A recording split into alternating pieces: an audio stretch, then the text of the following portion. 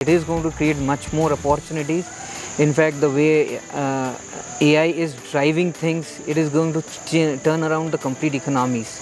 And the kind of progress that has happened in the IT industry for past 25 years, this is going to be AI is going to just make that or cover up that in next 3 years. So there's immense opportunity that I can see.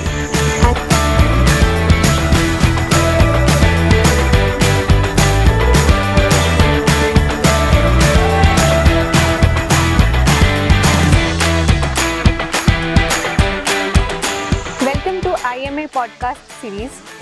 Today we have Mr. Jayesh Totla with us. He represents Indore from ground, and I'll get back to this sentence once again. Let me start with a brief introduction about Mr. Jayesh. He is a director for SynergyTop and also a founder at Machadalo. He holds 2+ decades of experience in IT industry. He has worked across multiple domains, which includes healthcare, edutech, and whatnot. Without wasting much of your time here, let me directly jump to few questions which are going to give us beautiful insights of this session. So I would be asking you few questions, and I would request you to answer them as practically as possible, because we are talking about AI and innovation. Right. So my first question to you is how your journey started and how you landed in this AI generation, wherein now everything is driven and related to AI. Right. So my journey has been throughout in terms of started with consulting. So I was into consulting assignments when I completed my MBA from IIM Mumbai. And after that, I have been to US, to Netherlands, to Japan. So during those times when I was traveling, I was working with big industries, big enterprises, and implementing processes and then implementing the enterprise software. After that, I came back to Indore because I thought maybe this is the time for me to start my own. And I started my own company in Indore. And that was the time when I took a transition from doing myself into a consulting to really building up a team. And that was the time when I started from moving to digital world, building a digital transformation company. And it had all the custom software development that we started with. So we started with building up solutions with health tech sector, edutech sector, and renewable energy. And since then, I continued on to, understanding the customer pain areas more deeply. And then when during the COVID, it was that was the time when we started working on the AI related technology, and it really helped us to transition from a digital company to a AI transformative company now.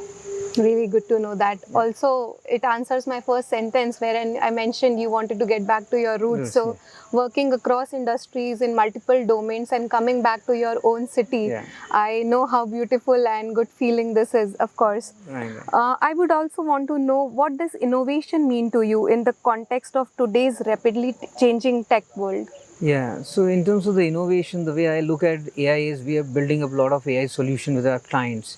And what really touched upon me during the solution is that how you can build up AI solutions which are human-centric solutions. One of the example to give you is in edutech, wherein a study shows that a kid who is by nature a creative, any kid is by nature a creative, but a study shows that by the age of 29 to 30 years, only 2% creativity remains. From 100 to 2%. It's a drastic fall. And who is responsible? This environment is responsible.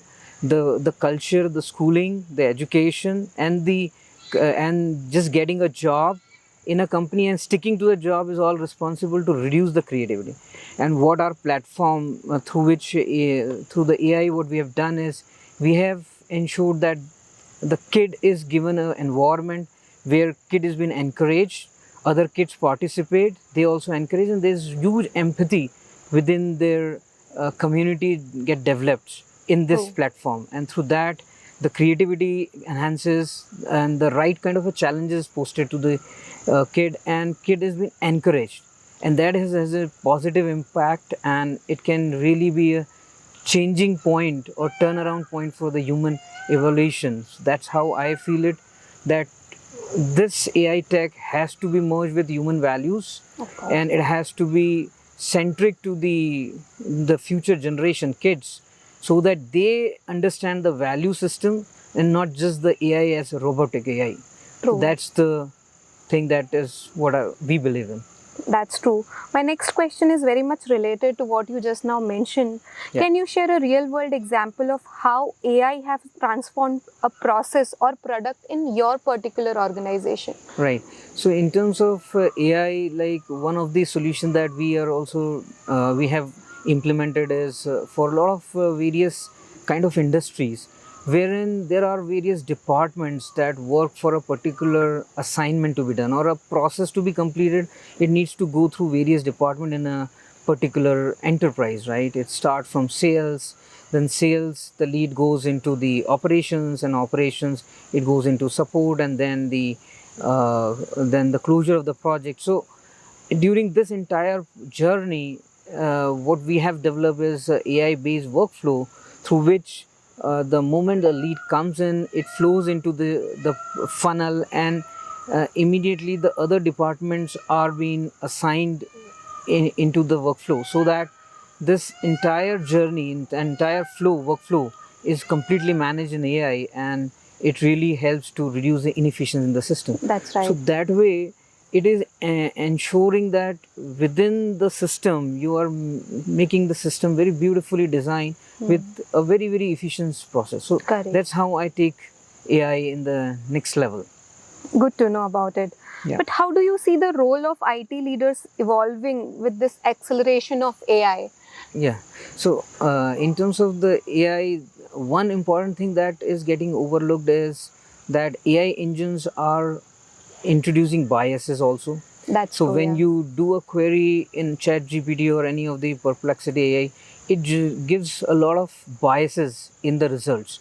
So that is one of the drawback that all the AI engine is doing. And what we are doing is we are trying to ensure that when a query is being fired by an individual, we are building the query or rebuilding the query in a context that removes the biases. So that is also one of the things that we are trying to do. Just a simple example you can take is maybe a Uber. Now I have a flight to take at 11 p.m. and I'm going out of country for 3 weeks, and I need a cab, right? So what typically this will need is, its system should be such an intelligent that it should be able to pick up a driver who can reach on time, because you have to report 3 hours before international flight. You will have a lot of luggage because you're traveling a lot for 3 weeks and with the family. So all these consideration, you need a driver who is considerate, who will be able to help out to take the luggage out and also stick to the time and all those things. So these are all combinations through which the way we should develop the AI models. And That's right. yeah. But if you had to give one piece of advice to young tech professionals looking to lead in AI innovation, what it would be? It would be that they need to be curious always. They need to be curious, they need to be creative in their thinking, and they need to address the business problem. If you just build up a programs, just build up a LLM models, it will not work unless you know what are the pain areas, unless you focus on those pain areas and be able to refine it to the point that it really helps the end users. That's how I suggest the. Okay. This one is a very common question, I would say, and a question to which multiple people are looking out answers, right? Do you believe AI will create more jobs than it replaces? Yeah, I think the answer is very simple. It is going to create much more opportunities. In fact, the way AI is driving things, it is going to turn around the complete economies. And the kind of progress that has happened in the IT industry for past 25 years, this is going to be AI is going to just make that or cover up that in next 3 years. So there's immense opportunity that I can see it. And how should one convert this threat into their strength, probably? So people have to go to the basic. They need to still understand the logic. They still need to learn. They still need to be reading more. So that's how I think they need to stick to fundamentals, and through those fundamentals they'll be able to generate that kind of a curiosity, and then they will be able to solve the real life problem. But if they are away, they're just playing games, they're just not into the ground level, then they are going to miss the bus. That's how Okay. I can see. With this, if I may ask you the concluding part of this particular conversation about AI and innovation, but specifically for young generation, what it would be? So in terms of young generation, I think the piece of advice that I give is there's a huge opportunity that are lying. Startup can be evolved very fast. Innovative ideas is going to be coming up if you are very curious. You need to look all around in a curiosity way. So that's the curiosity is going to lead to the next leg of innovation, next level of IP, and India is going to benefit a lot because so far India has all the fundamentals right. We have a good talent, and it's just that world is waiting for us now. So it's the absolutely right time to bang on and start if in case you want to. Absolutely. Thank you so much for your time, Mr. Thanks. Jayesh. It was really pleasure talking to you. I would request all the viewers to please follow and subscribe IMA series podcast. Thank you for your time. Thanks. It was a pleasure Thanks a lot. meeting you. Thanks a lot. Bye-bye.